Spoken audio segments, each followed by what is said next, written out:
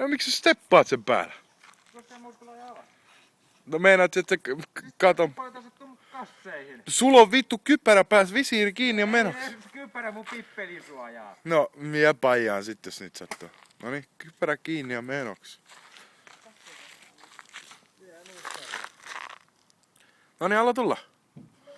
Mulla on reikiä vittu säädessä. Mulla on reikiä säädessä. Tule. Tule.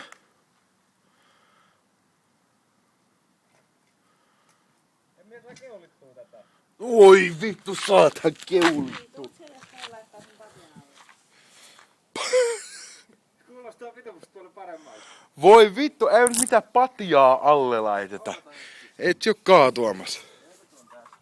Niin eka tuut siitä rauhallisesti. Silleen... Siinä pitää antaa vaan vähän runtua.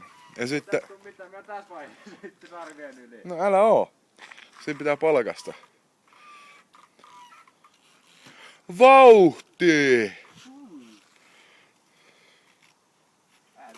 No tuu siitä alas. Oi. Sattuks sinua? Sattuks Tommi? Tommi. Niin sattuu.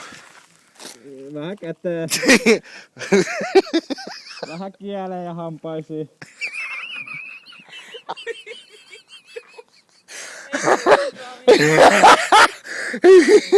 Toimiiko sun käsi? Toimii. Ei!